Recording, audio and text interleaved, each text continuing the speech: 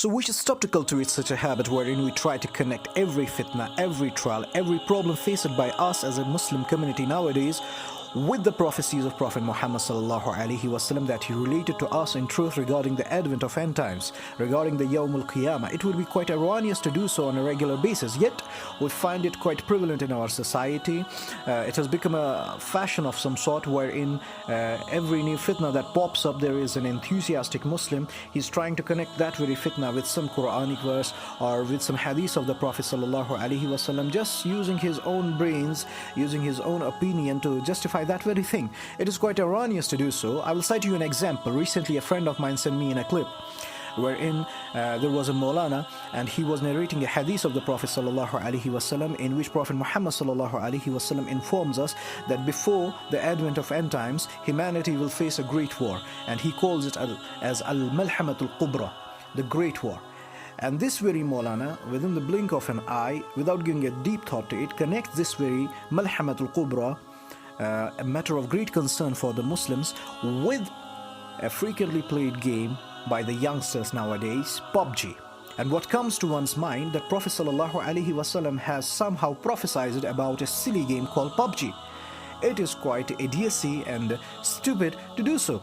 There does not exist an incumbency in Islam. If we have to denounce a fitna, we're not bound to connect that very fitna with the prophecies of end times. No. Regarding the Pubg game, you need to understand this thing in totality, in a holistic way. Before the Pubg fever, we had a fever called the Pokemon fever. And if you remember, before the Pokemon fever, we had another fever by the name of the Clash of Clans fever. This is just going on, this is just changing the names. And same happens with the social video app called TikTok, which was priorly called Musical.ly. And before that, if you remember, Kashmiris were in a frenzy with an app called Mad Libs. Kashmiris were mad with Mad Libs. This is the thing, these are just changing the names. So to get the whole picture out of it, you need to understand the crux of it. The fact of the matter is that we are shunning our reality. We are just throwing our reality in order to embrace and enter into a virtual realm, a virtual world that is getting more and more sophisticated and more enhanced day by day. This virtual reality is actually engulfing us from all the sides. Focus upon a person who is not having so many friends. He's having a limited circle of friends, so he's not so much social, and he is not known by many people in his locality. He just enters into his house, logs into his Facebook account, and to his wonder, what does he see? 4,000 friends on the list. And somewhere in his mind he thinks he's social, he's having so many friends, but in reality nothing of this is happening, nothing of this is real. So then he moves to his Instagram account, and what does he see? 10,000 followers, and he thinks to himself he is so much famous, he's somewhat like a celebrity, but nobody knows him outside his door. This is what this technology is doing, this virtuality is doing with us. This is meddling with our brains, this is meddling with our emotions. These are having serious psychological impressions on our mind. You need to see Quran advises us about this very world, which is tangible world, which you can touch and feel and sense.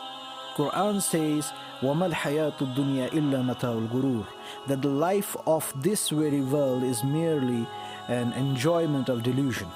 That means we don't have to get swayed away into this world. This is the temporary world we have to prepare for hereafter. So what about this very virtual world? When Quran is denouncing to get swayed away in this world, what about this very virtual world?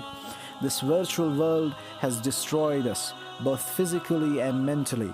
The abnormal sleep patterns which we have developed recently is a perfect example how virtuality is affecting our health.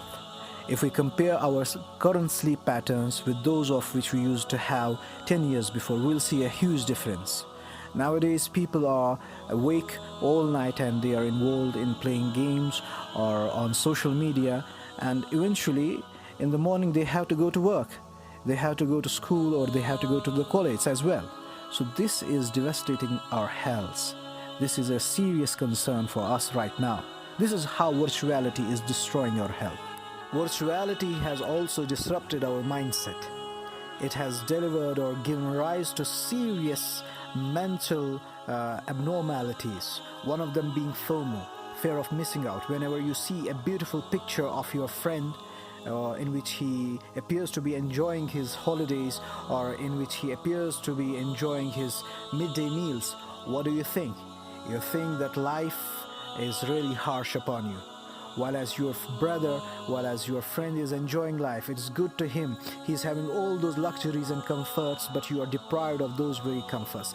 This is how it's making us sad from inside. It's making us hollow from inside.